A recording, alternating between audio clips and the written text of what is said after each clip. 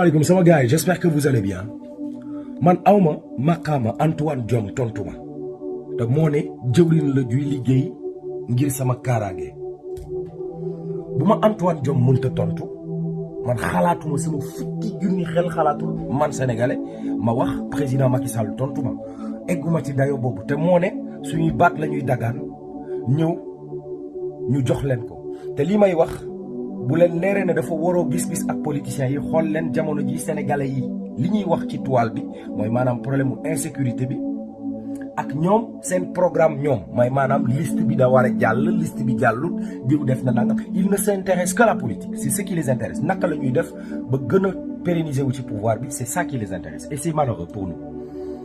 te léegi nga gis ñenn ñoo xam ne ci askan wi la ñu bokk waaye intérêt seeni intérêt moom moo nekk ci ñi nekk ci nguur gi mbaa ñiy wëy politique dañu ñëw saaga la tifaar la ay saaga ba nga tooy ndax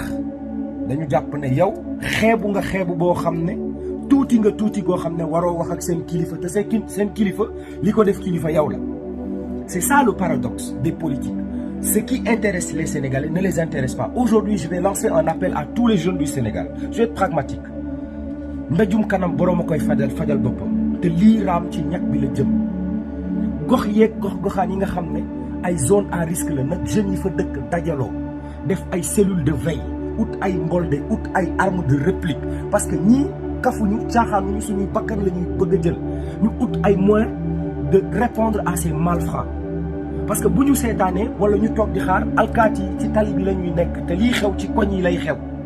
il faut que ndaw ñi nekk ci biir gox yi jël seen ay responsabilités pour mën a gérer situation bi parce que politique yi taluñ ko xool leen waxuñu ci ñun ñoom ñu ngi wax ci liste yi ndax dina jàll wala du jàll élection yi ndax dina baax wala du baax c'est pas la sécurité de Sénégal leur priorité et tu vas voir des politiques comme eux ou des gens qui font du larbinisme maanaam ay markat dañu ñëw ci suuf naan ndangam saaga say waajur ba nga tooy te yow ñoom feefu ñu nekk yow yaa leen fa teg yow sénégalais bi nga xam ne yaay dund insécurité et c'est très dommage j'ai parlé avec le cœur parce que li xew Pikine dafa métti en fait jigéen ju ëmb ba def juróomi weer ay samba booy fekk ko fa rey ko et ça se répète comme ça chaque jour nga dégg cas bu bees dañuy toog continuer di seetaan noonu prenons nos responsabilités s'il vous plaît les gars ñun rek ñoo si mun dara